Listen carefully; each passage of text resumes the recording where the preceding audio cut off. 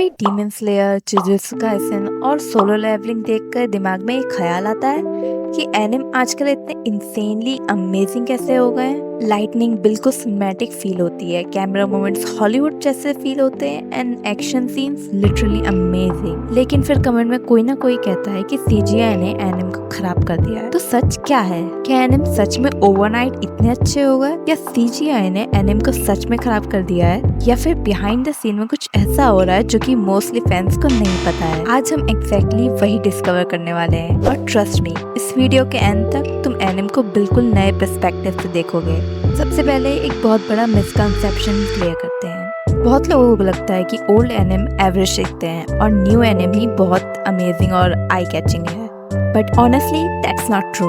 Akira, Cowboy Bebop, Dragon Ball, Perfect Blue जैसे classic आज भी अनबिलीवेबल लगते हैं। आर्टिस्ट तब भी बहुत टैलेंटेड थे और आज भी हैं। तो चेंज क्या है? चेंज टैलेंट नहीं, चेंज है टेक्नोलॉजी। पहले ऑलमोस्ट पूरा एनिमेशन वर्क पेपर पर हैंड ड्रॉन होता था। हर फ्रेम क्लियर किया जाता था, ट्रांसपेरेंट सेल्स पर पेंट होता था, फिर एक एक करके फोटोग्राफ करके उसे एडिट किया जाता था। सोचो, एक एपिसोड के लिए हजारों फ्रेम्स। आज भी character animation mostly hand drawn होता है, बस डिजिटली। पेपर की जगह ड्राइंग टैबलेट्स यूज होते हैं। करेक्शन और कलर सेकंड्स में हो जाते हैं एंड मिस्टेक इजीली फिक्स हो जाती है। पूरा प्रोडक्शन काफी एफिशिएंट बन गया है। लेकिन इंटरेस्टिंग बात यह है कि ये भी बिगेस्ट रीजन नहीं है कि एनिमेशन इतनी रियल क्यों लगती है। रियल गेम चेंजर है डिजिटल कंपोजिटिंग। नाम थोड़ा टेक्निकल है बट कॉन्सेप्ट काफी सिंपल है। एक एनिम को लेयर्ड केक की तरह इमेजिन करो। फर्स्ट लेयर कैरेक्टर्स की, देन बैकग्राउंड की, फिर आते हैं shadows, lightning, smokes, rain, glow effects, camera blur, reflection. ये सब एक साथ ड्रॉ नहीं होते हैं, हर चीज अलग लेयर में होती है और एंड में सॉफ्टवेयर इन सब लेयर को कंबाइन कर एक फाइनल सिनेमैटिक शॉट में कंप्लीट करता है। इसी वजह से सनलाइट वार्म फील होती है, फायर रियलिस्टिक लगती है और शॉर्ट अटैक्स ग्लो करते हैं। अगर डीमन स्लेयर ये फ्रेम्स में से कंपोजिटिंग हटा दें, ड्राइंग्स तो अमेजिंग फील करेंगी, लेकिन सिनेमैटिक फील्स काफी हद तक कम हो जाएगा। अब बात करते हैं उस टॉपिक पे जिस पे काफी लोगों को प्रॉब्लम है। जैसे ही किसी एनिमेशन में नोटिसेबल सीजीआई दिखता है, लोग कहते हैं सीजीआई ने एनिम को खराब कर दिया। लेकिन एक फैक्ट सारे लोगों को सरप्राइज करेगा, ऑलमोस्ट हर मॉडर्न एनिमेशन में सीजीआई यूज होता है। Yes, even in your favourite ones. Difference सिर्फ इतना है कि गुड सीजीआई इतना स्मूथ ब्लेंड होता है कि तुम इसे नोटिस भी नहीं कर पाओगे। Buildings, cars, crowd, weapon, smoke, water, background, कभी कभी तो पूरा इन्वायरमेंट्स भी सीजीआई होता है। प्रॉब्लम सीजीआई नहीं है, प्रॉब्लम रश्ड सीजीआई है। जब स्टूडियो के पास प्रॉपर टाइम या बजट नहीं होता, तब सीजीआई ऑब्वियस लगते हैं और क्रिटिसिज्म स्टार्ट हो जाती है। तो विलेन सीजीआई नहीं, बैड प्रोडक्शन शेड्यूल है। नोटिस किया है कि आजकल एनिम फाइट से फास्ट नहीं, मूवी जैसे फील होती हैं।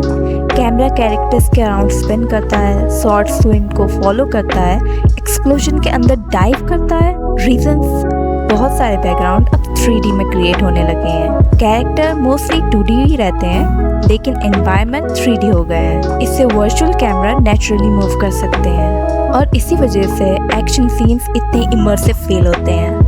टेक्नोलॉजी इम्पोर्टेंट है, लेकिन स्टूडियो की अपनी आइडेंटिटी भी उतनी इम्पोर्टेंट है।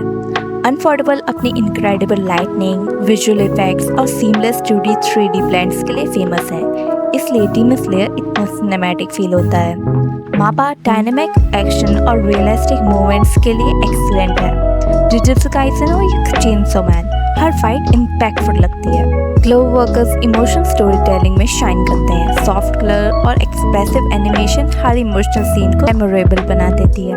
और फिर आते हैं साइन सारू, जो रूल्स को फॉलो करने के बजाय उन्हें ब्रेक करना पसंद करते हैं। उनके एनिमेशन बोल्ड, यूनिक और कॉन्स्टेंटली एक्सपेरिमेंट होते हैं।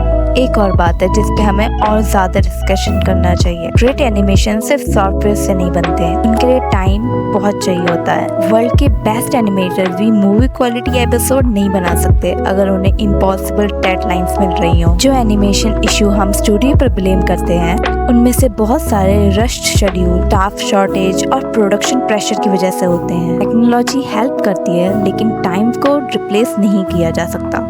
तो मॉडर्न एनिमेशन इतने इनक्रेडिबल क्यों दिखते हैं? इसलिए नहीं क्योंकि आर्टिस्ट अचानक से ज़्यादा टैलेंटेड हो गए, बल्कि इसलिए क्योंकि टैलेंटेड आर्टिस्ट के पास अब पहले से ज़्यादा पावरफुल टूल्स हैं। Digital compositing cinematic lightning create करती है, स्मार्ट सीजीआई पॉसिबिलिटीज को एक्सपेंड करता है, 3D environment dynamic camera movements को अलाउ करता है और स्टूडियोज हर साल नए टेक्निक्स के साथ एक्सपेरिमेंट करते हैं। अगली बार जब कोई एनिम सीन तुम्हारे माइंड को कम्प्लीटली ब्रो कर दे, सिर्फ स्क्रीन पर दिख रहे कैरेक्टर्स को मत अप्रिशिएट करना। उन हंड्रेड्स ऑफ आर्टिस्ट, एनिमेटर, कंपोजिटर्स और डायरेक्टर को भी शाउट आउट जरूर देना जिनकी वजह से ये सीन पॉसिबल है। बिकॉज हर ब्यूटीफुल फ्रेम के पीछे सिर्फ टेक्नोलॉजी नहीं बल्कि बहुत सारी क्रिएटिव पैशन और क्राफ्टमैनशिप होती है। और अब कमेंट्स में ज़रूर बताना कि तुम्हें किस एनिम की एनिमेशन ज़्यादा पसंद है। और अगर ऐसे ही एनिम टाइप्स पसंद करते हो देन सब्सक्राइब नाउ, बिकॉज एनिम की दुनिया में एक्सप्लोर करने के लिए बहुत कुछ है।